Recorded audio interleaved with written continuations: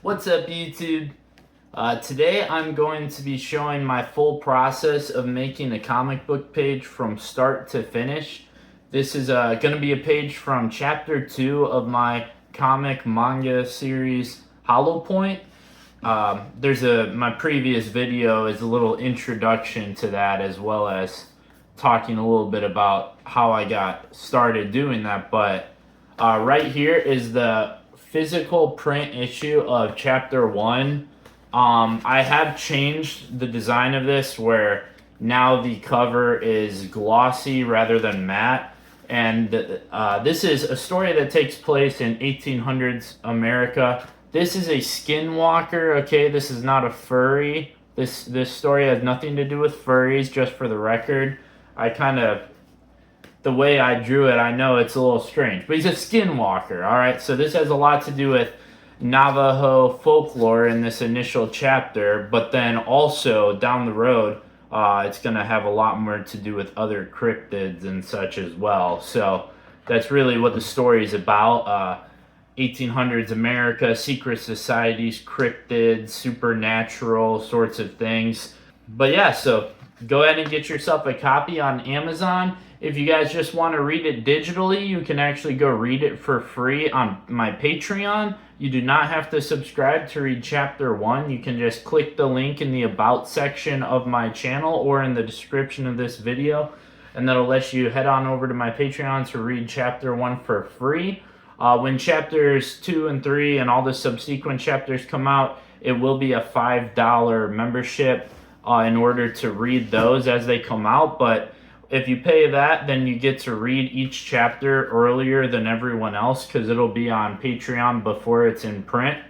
And then you can keep an eye on Amazon if you want the physical copies for your collection. But this is chapter 1 here. This is what it looks like on the inside. I consider it a manga because it's inspired by manga. Like, you know, when I was learning to draw as a kid, I would practice copying panels from Naruto and stuff. That being said, though, this reads left to right because I am an American and my main audience is in America, so it just makes sense to do it left to right. I know some people commented about that on some of my other videos. But regardless of what you call it, manga, comic, in my opinion, they're the same exact thing. I know that's going to spark a whole debate. If I were to put this on Reddit or something, they would all say, oh, it's not the same thing. It is the same thing. A manga is just made in Japanese. They're right to left because that's how they do it in Japan.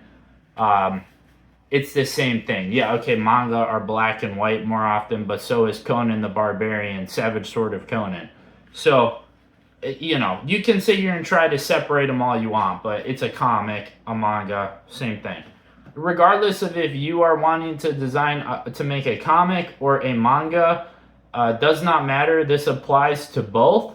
So without further ado, let's go ahead and get started with the video. Right here, I have pulled up this is Clip Studio Paint as the software that I use.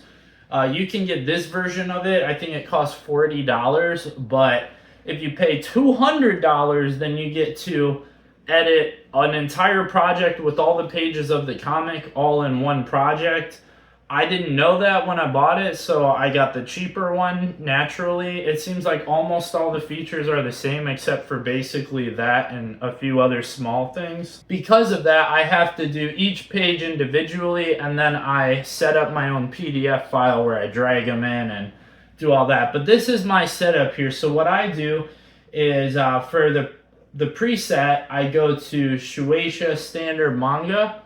That's gonna be your one that's the closest to like Shonen Jump, like Naruto, One Piece, any of that stuff. And then you just give it a name, and I would say like chapter 2, page, I don't know, like 12 or something. But this is just a test because I actually have the page laid out already, so we'll just label it as test, and then I'll show you some of the beginning steps. After that, I will jump over to the page that I've laid out already, and then we'll get started with the rest of it. So pretty much you're gonna leave your settings here. This is gonna be monochrome or gray, I believe, but I have it set to monochrome. And then 60 600 DPI, and then we're gonna hit OK. And we'll have a new project. Let me go ahead and get this moved over to that screen. All right, so here it is. All right, and this is what Clip Studio Paint looks like inside the software. So, how are we gonna do this? So let's say we're doing, we'll do page, okay, let's say we're doing like page 7 here. So this is my storyboard. Always you're gonna want a storyboard, because if you try to plan out how it's gonna look, the layout of it as you're doing it, you're gonna have a really hard time. So I do these really rough sketches like this for my storyboard. It's nothing fancy, but that's okay. This still gets the job done. This shows the layout of the page, it shows the camera angles and things like that. I really don't focus on the camera angles too much on here because I don't want to spend the time drawing all this stuff. I just draw little stick figures, but I lay out the dialogue and the paneling. So if we're doing page 7 here, this is how I have the page laid out. It's a very basic layout, nothing crazy. We're going to go to Layer. We're going to go New Layer, Frame Border Folder. Okay, so Frame Border Folder is going to give you a thing. You can adjust the line width. I just have it at 40 pixels right now. And then we're going to hit OK. Now here's our frame border. So then, as you can see in the storyboard here, we have it divided into 4 at the top and then one big one at the bottom. So in order to do that, we're just going to start drawing the lines because we have the Divide Frame Border tool selected here. So the bottom panel is going to look something like this. Draw it real big like that. Actually, I've actually already finished this page, so I'm gonna do a different one as a test for this video. We will jump ahead to page 14, and this is what it looks like. So we've got 2 large ones at the bottom and 2 small ones at the top. So basically, you're gonna do this, and you hold Shift if you want a straight line, and you can do that. And then we're gonna separate like that. And now we have our panels made. You can adjust the sizes and all that stuff depending on how you want it. But the next step we do, and this is the reason why I use Clip Studio software instead of anything else, because it allows you to put 3D models into the software, which you can then use for getting your proportions and angles and lighting correct. So that is extremely helpful, and I'm going to give a little demonstration of how that works right now. It just saves so much time. If you're trying to do a whole comic from scratch and you're having to constantly draw and erase things and all this, it's going to take you forever. So having these 3D models is huge. You can go over here and you can select your 3D model. Let's see. So we go to 3D, and then we can go to like character or pose or body. You can select, these are preset ones that I've come up with, but here's like 3D drawing figure. This is the masculine one, feminine one. And then you can actually take the figure and pose him any way you want to. In addition to this, you can search the store on Clip Studio to find different poses and stuff, and then you can actually just if I go here to pose and I look for, like, okay, this one is a guy just chilling on the ground, so I can put that on him and it automatically populates it in. Now usually you're not going to get exactly what you want from these poses, so you will have to like do some adjustments to get it to fit what you're going for. I mean, you could go for anything, right? So that's the gist of it. You don't have to just use people. There is also 3D objects for other things. For example, this is one that I have set up myself. And this, you can see, is just... Okay, so here's our gunslinger character. I downloaded a 3D model of a cowboy hat. Alright, and then you can hit this button on the bottom to place them at ground level. Okay, so now we're really close. We're going to zoom out with this camera thing. Alright, so we have this. This is one I set up already. So I downloaded 3D models of his pistols, of this torch here, of this cowboy hat, and you can actually assign them to the guy. If you go to this here, it's not going to show it, but you click that button and it comes up with your 3D drawing figure. You can actually go to the object list, and then you can assign the objects to the like right hand or the head or whatever. And then when you move the arm, the object will move with it. So it works really well. So that's the gist of it. And then I just set up each panel. Let's say this is a panel, and then I click here, and then I start a new panel. So let's drag in this one. And we'll say, okay, I mean, you can make this invisible so it doesn't mess you up. And then we're controlling this one now. So, okay, this is the next panel. We're going to move it right here, right? So this is the idea. You just keep doing this. And then we can move this one. Okay, this is the next panel.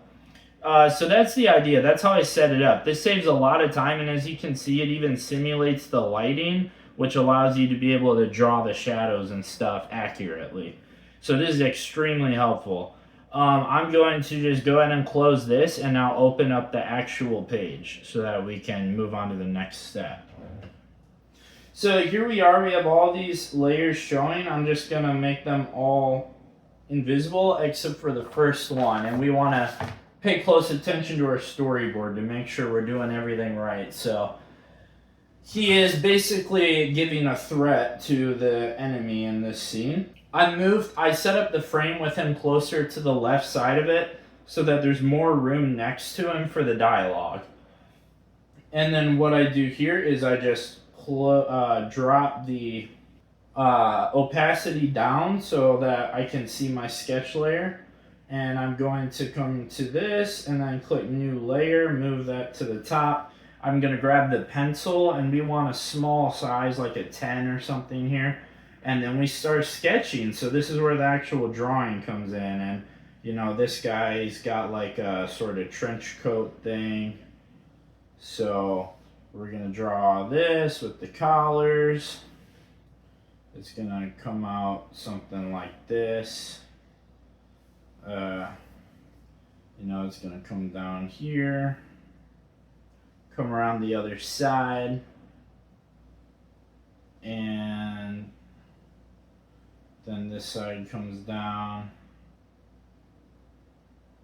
We make that a little better, so do something like that.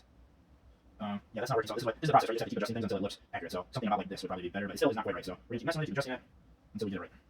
This is the sketch layer, so you don't have to be perfect here. You're just basically sketching to carve out the shape you're going for. And then after this, we're gonna do an actual ink layer where those lines are where you want to be more precise with them.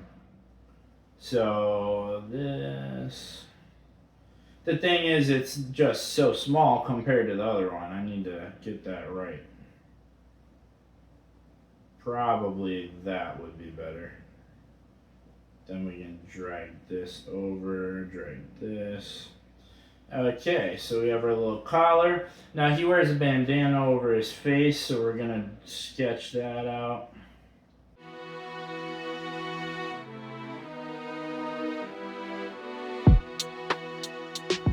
And you get something like this. This is like manga art, right? So it's a lot of more just generalization, like symbolism. You don't need to be super precise with it all. It is an option to be if you're trying to do something like Berserk or Vagabond. Then you might really care about making everything look super perfect. But, you know, I'm going more for like a Weekly Shonen Jump kind of style, which is definitely shorter timelines that they have to get this stuff done in, so they do a lot more simplicity.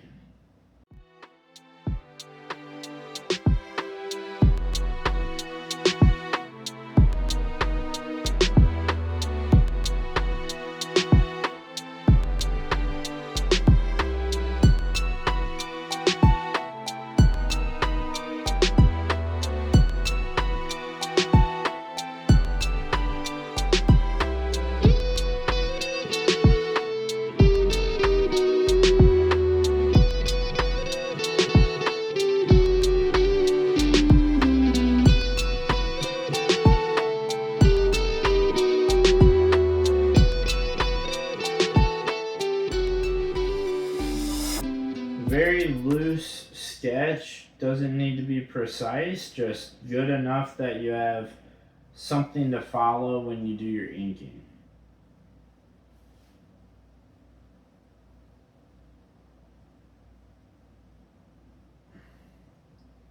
I always like to do a little squiggle right there, and then I do these sorts of things at the front. Just to, it's more like a symbology of a cowboy hat.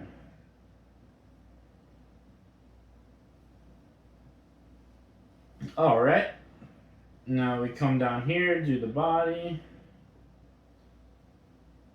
Little, okay. Get some little like wrinkles and folds. Have this coming up.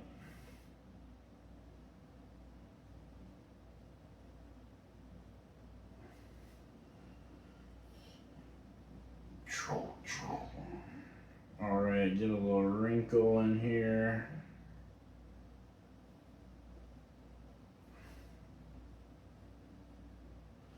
Alright, and that's pretty much the gist of it. That's how you do the sketch layer. So then, you know, you just go on to the next one at this point. So we close this out and we would be drawing this character here. As you can see, this is quite a time-consuming process. So I'm actually going to just go ahead and open up one that I already have sketched so that we can see the inking process of that.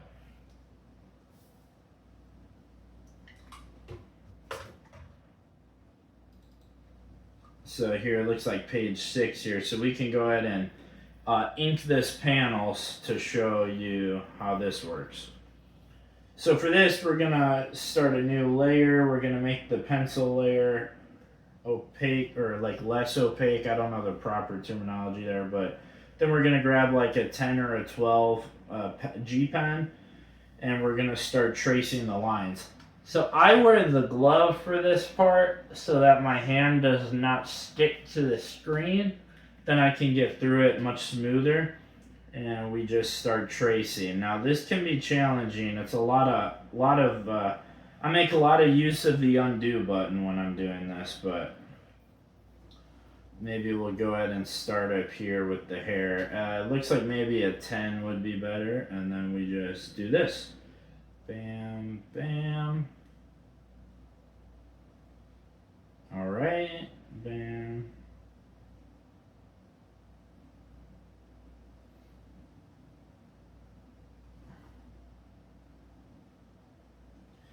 If you're having a really tough time getting good lines and stuff, you know, it comes and goes. If you're someone that draws a lot, you know that some days it's easier than others. I have a little bit of a shaky hand sometimes, so it's not the easiest for me to get it right. But I'll show you some tricks here.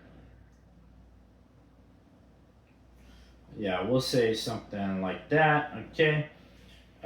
So like, let's look at the bottom of this hat here. This is a very precise, like, curved line, so it would be really tough to get it perfect with the pen. So we are instead just going to use the line tool, and you can select curve over here, and then you can just do this. And that saves you a lot of time. It makes life a lot easier. I make good use of that. If you're trying to do straight lines, like for a weapon or something, there's a straight line tool that does the same thing, so it comes very much in handy. By the way, I'm using an XP Pen Artist 13.3 Pro, I think it's called, as a tablet. This is a cheap tablet. I think it costs like $150 to $200. When I was younger, these things were like, you couldn't find a drawing tablet with a screen on it for under like $1,000 back in the day. Now they have so many cheap options, and don't be discouraged if you go on Amazon and you see XP Pen and you think, oh, that's probably some cheap junk, like it's not going to do a good job. Well, I've done my entire comic using this tablet, the XP Pen from Amazon. You do not need an expensive Wacom bamboo tablet to do this. This thing works just fine. I can't even imagine spending the extra money for the other one when I could just use this one.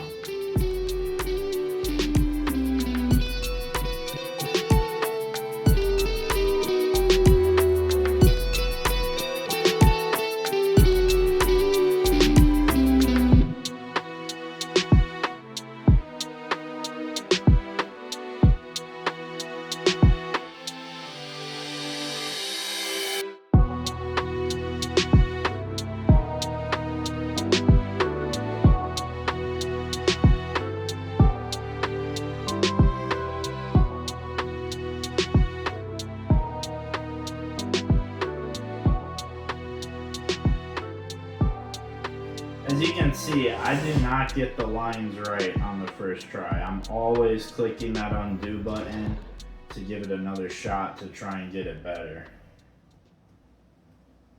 This is the beauty of doing this digitally rather than on paper. Because if you're doing it on paper, there's no undo button. You got to use whiteout and erasers and redraw, and it looks like a mess. And have I considered doing it on paper? Yes, but I just don't think it would be beneficial when I'm the only person working on this. I don't have a team. So any speed and efficiency that I can get is better.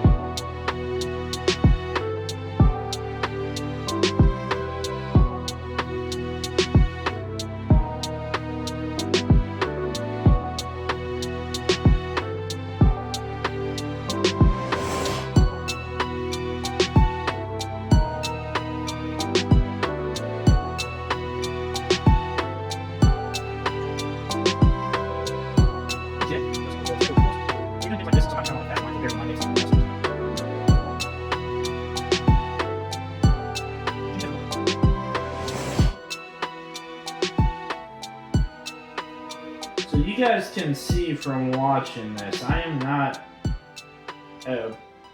like super good, right? And I have to constantly redraw lines because I struggle, but that just shows that anyone can do this. And with the tools today, it's easier than ever. I mean, I've wanted to make a comic since I was very young, but when I was young, this stuff wasn't so accessible as it is today. It costed a lot of money to get tools like this.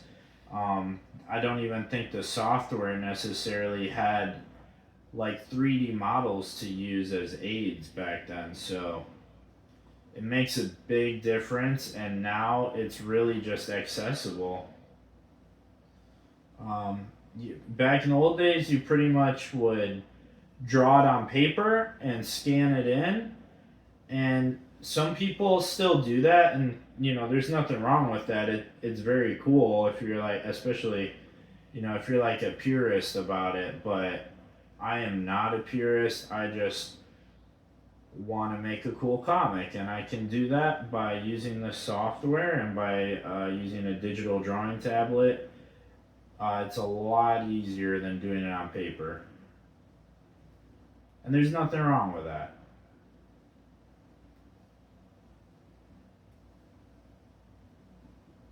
And know there's a lot of art purist type people that are extremely against the use of technology and stuff like that, but I think that's just silly. Like, a professional comic artist has a whole team of people to go and do the inking and the shading and all this different stuff. But you know, myself, probably a lot of the people watching, we don't have the luxury of having a team of people to help us get these things done quickly. And so it just makes sense to use the technology that's available to make your process faster. And there's no shame in that. There's nothing wrong with it. Don't listen to the angry Reddit people who are mad that, you know, oh, I make good art and I don't have a job doing it or whatever. I mean, that's another conversation. Like, if you're trying to get a job doing this stuff, you really need to work your ass off because lots of people do this and anyone can do it. Like I'm showing you right now. If you want to make a comic, there's no reason why I can do it and why you can't do it. So, those people that are mad about that, I mean, maybe you're doing it for the wrong reasons if you're so mad about that. Like, this isn't my job, I have a regular job, I do regular things, and I just so happen to do this in my free time because it's a passion of mine. If you call yourself an artist, then it's something that you should, you know, I have a hard time believing that you're an artist if you're not doing it just for the love of it in your free time. If you're only doing it because you think it's going to be a more enjoyable career, you're going to be really disappointed when you have a hard time finding a career doing it. Now, that's not to say you can't have one. I mean, for all I know, this could become a career of mine just through the process of doing it for fun. It could eventually generate money. That's what happened to me with music production, right? I just did that for fun, and eventually I got a professional job, like paying bills, that paid me enough money to pay bills because somebody just recognized what I could do and could use it. But I was never doing it because I was hoping, oh, I'm going to make tons of money doing this. I was just doing it because I like to do it. So that's how it works. Like, if you want a job doing something, you better be doing it in your free time for fun so that you can get through the period of time that you need to spend learning and getting your experience. And then you might be able to get a job doing something. But it's never going to be the same though either. If you love to draw and you get a job to draw, you're going to be a little disappointed when all the stuff you're making is not what you want to do, right? I used to make metal music. That's what I enjoy. And when I got a job making music, it was making children's music for a kids show. For a little kids, like PBS Kids educational show.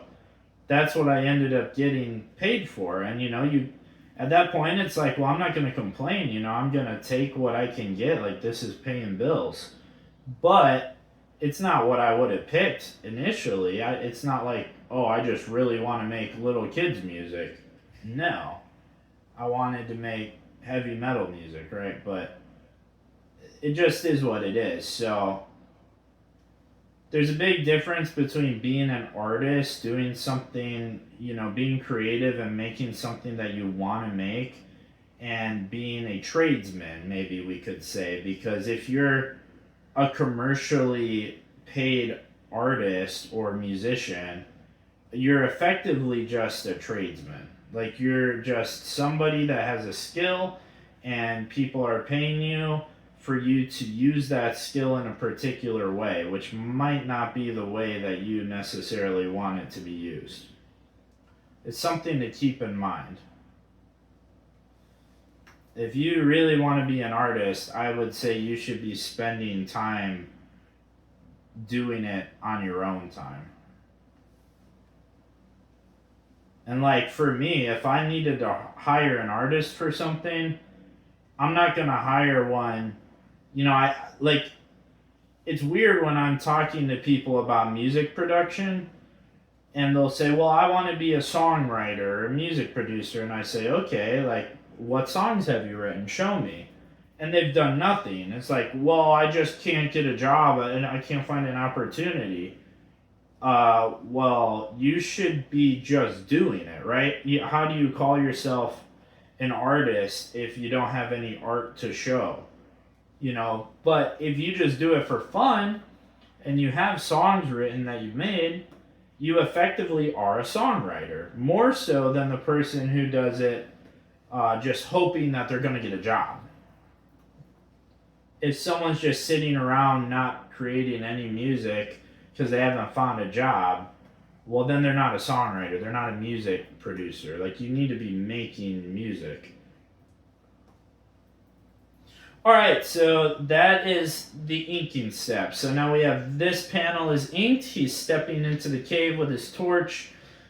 And I will cut to another page that's already inked now so I can show you the process of shading. And we will go ahead and shade a panel. So here's page 3. This one is ready to be shaded, and I'm gonna go ahead and, well, maybe I'll give you this one here where there's some scenery in the background and things so you can see my process. What I do for this is not necessarily conventional. So in manga and comics, there's a lot of use of screen tones and things like that. The traditional method is to cut these things out and then to basically I don't know exactly what they do. They glue them on, or maybe they have a sticky back and use an X-Acto knife and stuff. When they do it digitally, the professionals, they do a similar thing where they use a selection tool to select the area they want to fill, and then they drag in the type of screen tone they want. I don't do that just because I learned to do it a different way where I actually use brushes to do it. So for here, what I just did is these are what you would call beta color. So I'm basically, these are spots that are just filled completely black. So his trench coat thing and his hair are both completely black. And now you might say, well, if I raise the opacity up to where it's supposed to be, well, then you can't see any of the lines. So what do I do for that? I keep the opacity low. I grab the pen tool and I make it white, and then I trace over the lines with white, like that.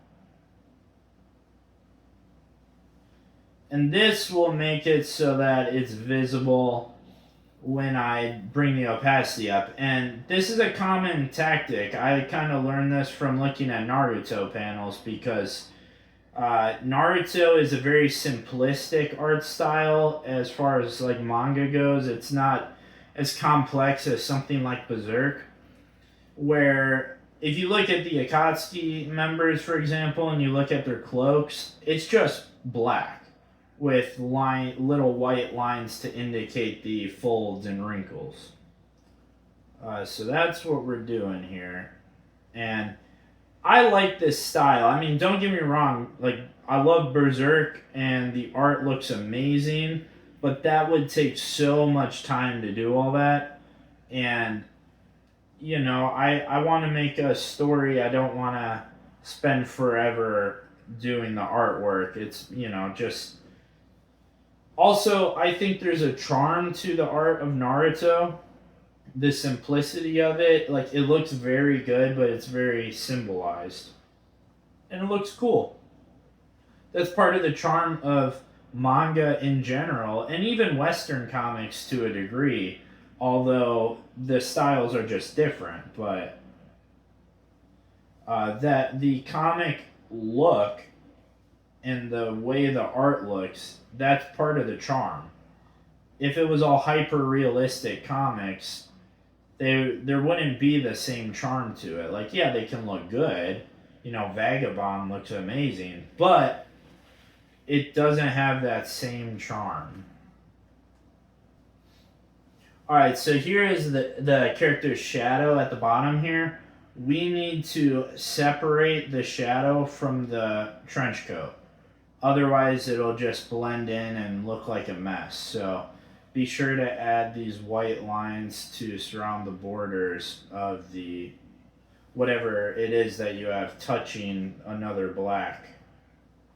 I do the things like the shadows and that during my inking phase so that it will be easier for me to see the separation between the two when I drop the opacity down. Okay, I've got this big fold here. This one's a little freeform, so it's going to be kind of tricky. Okay, now we don't want to go over the border too much, so we want to make sure that border is still there. Just fill that back in. Alright, and there we go. Now I can bring up the opacity and that will look right. So now we're going to get into the screen tones and stuff. Most people do like hash marks and stuff when they're shading. I'm on it, full transparency, I'm just not very good at that. So I use screen tones for everything. And I'm going to make a new layer for them. And so here we go. I always do this kind of dot grid layer for leather. And then I will add a second dot grid for the parts that are supposed to be darker. So we're just going to start with the hat here. I also use this screen tone for fabric folds and all those sorts of things. So I'm going to go through the whole panel applying this screen tone to all the parts that need it.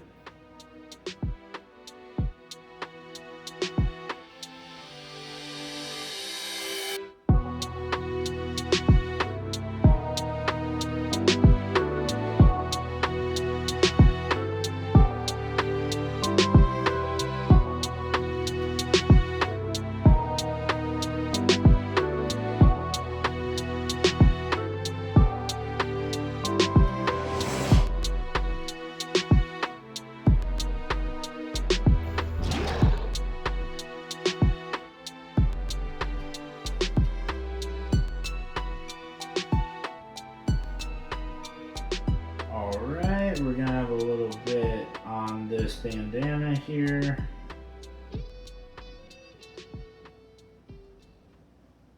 And then where else do we need it? That's probably it. So now I jump to this other one. It's called pressure dots. Now this applies more or less based on the amount of pressure you apply.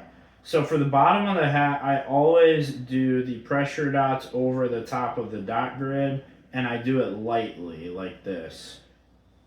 And this will create that look of like shadow, or it just shows that this spot is darker than the spot on the top. I also do these collars and stuff with the same pattern, just like this, but I do not apply the dot grid to that one. I just do the light pressure dots.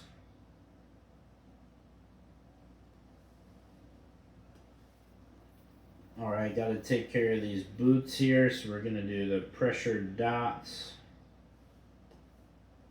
And I'm going to show what it's like to apply different values of pressure here. So the edges I always do completely full pressure.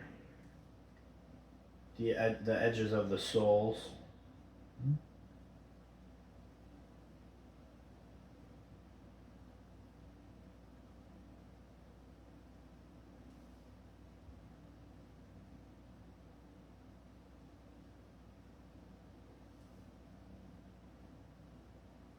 And then down here on the bottom of the sole, I will do a little bit less pressure to simulate, the variation in the side, like the height of the boot or whatever. But it still needs some pressure down here. Because then for the rest of the boot, I do no pressure. Now up close, this looks a little funny, but you'll see when I zoom out what it looks like. It's just applying basically different hues, right? Like different variances of gray. That's what it looks like zoomed out.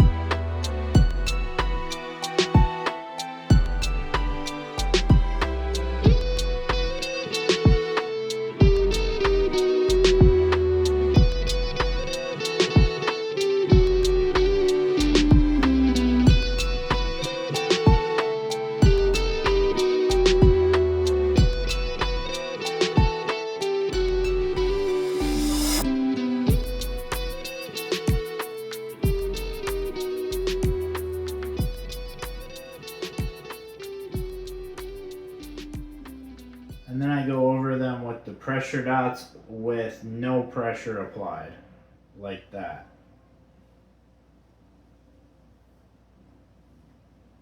That's only because it's nighttime. If it was daytime, I would do the clouds differently. But that's the idea.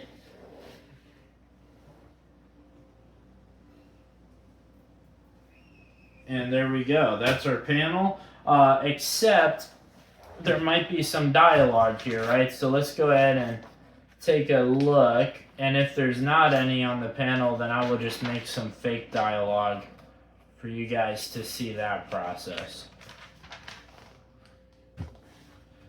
So there's nothing really. There might be a little sound effect. Like what I do for sound effects is I just draw them myself like this.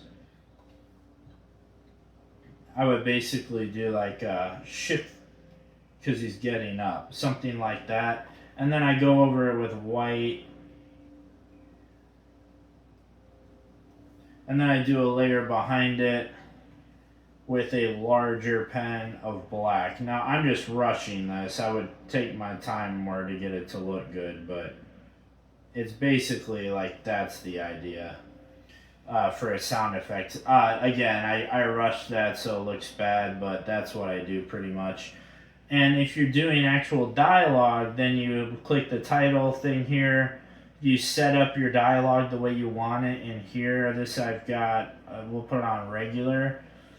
And then select black, and let's say he's like, damn, it's cold.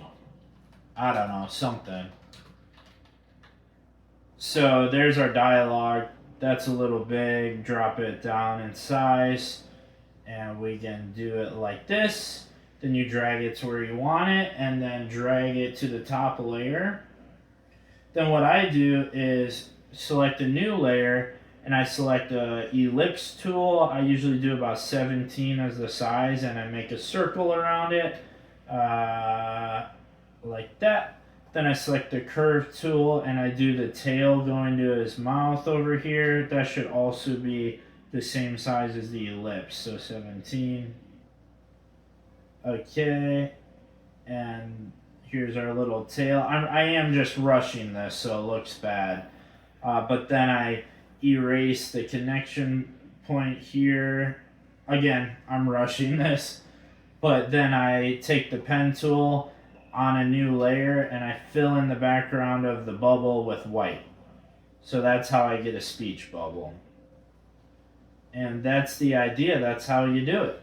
So I'm going to go ahead and delete all this because it's not supposed to be in there. But there is our panel right there. So now I'm actually going to pull up a page that's already done so you guys can see an example of a completed page.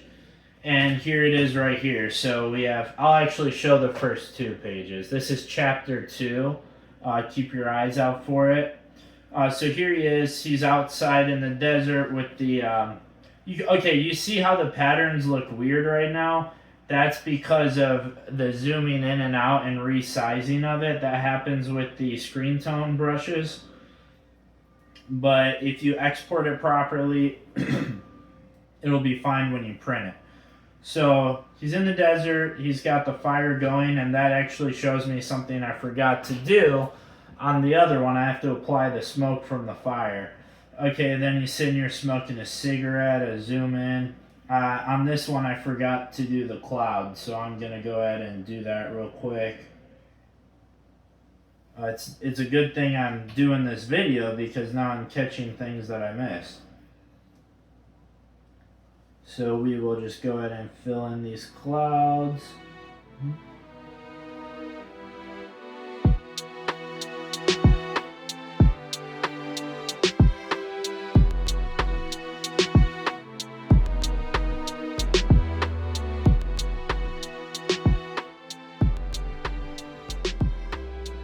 So you guys might be wondering, why exactly is this guy sitting out in the desert smoking a cigarette? Well, in the first issue, he went after a friend of his that had been turned into, well, maybe it's a spoiler, but the witch turned him into a skinwalker. Now that chapter is free over on my Patreon. You guys can go read it for free without paying for it. But then he has a little confrontation with his friend, and this is right after that, and he's outside of the witch's cave.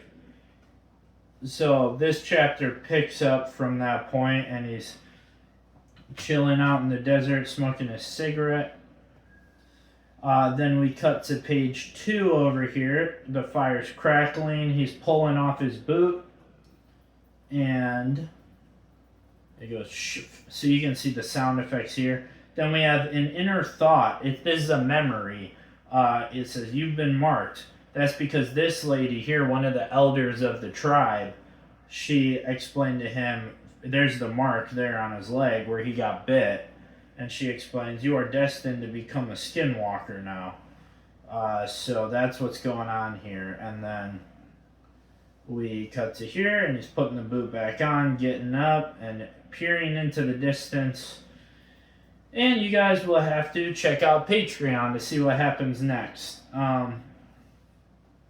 But that is the video. Thank you guys so much for watching. Be sure to head on over to my Patreon so that you can read the first chapter for free. And then if you're interested in reading the second chapter when it comes out in December, be sure to get your $5 subscription where you can get access to all of the chapters digitally for that subscription. That they will come out every month.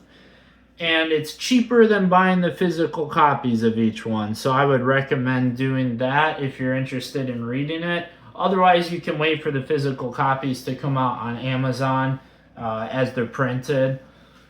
And thanks again. Like and subscribe, and go check out the Patreon.